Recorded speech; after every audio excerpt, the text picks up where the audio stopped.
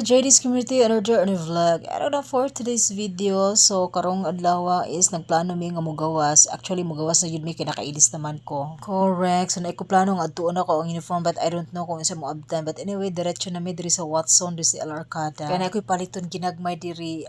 So diri si Nicole namili po siya toothbrush kay amo mga toothbrush guys ika-toothbrush na yun og baka. Correct. Di pagkuman diretso na mi diri sa Manolo kay nga ako ang busing ga-request og kini nga halo-halo kay ganahan daw siya ani so hindi diretso mihimpalit mi di ari.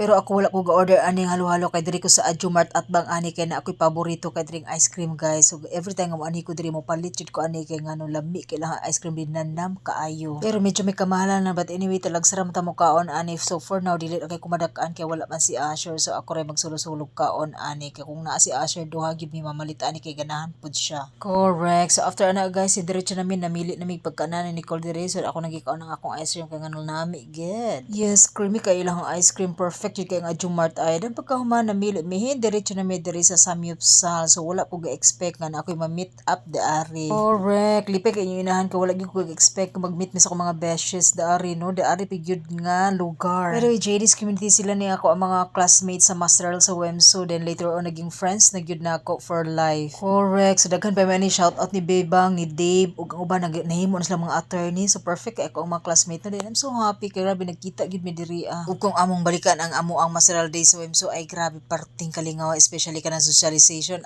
ay pasabog wala gyud magpa-alkansik outfit. Correct. Pag sa socialization ay kabalo na nightlife ayon. But anyway, those were the days. Then guys, gigutom na mi ani so galuto-luto na mi diari no. Si Nicole kay dili na siya agwanta kay parting gutuman na gyud niya. Dayon pag human ang inyo ang inahan diari kuno hay galuto-luto dayon para na i-video-videohan gamay para na i-content no. Nagpa-video ko ding Nicole kay ngano para i-add na ko sa kong content diri para na may malantaw. Correct. Din kabulsan ako basta mukaon ko ingon ani guys kay dili ko kabalo mo gamit og chopstick so maglibog ko magkutsara ba o magkinamot ba. Kay ngano wala ni sa ulot tangga so naanad tig kinamot labi na ginamos dayon daw kinamuton no nato dayon mais abay chopstick to nga wala man wala gyud kutsara kana pa ba. Correct. Ug asa gud ka komportable basta mabusog ka. Dayon ko order ko aning sudyo kay ngano wala may tuba diri so kani sa akong orderon kay ngano para mo balance ang karne ug ang pait-pait ani mag-inom tapos lan wa may nagdagmahal para mawala tong kalaay sa kinabuhi ani.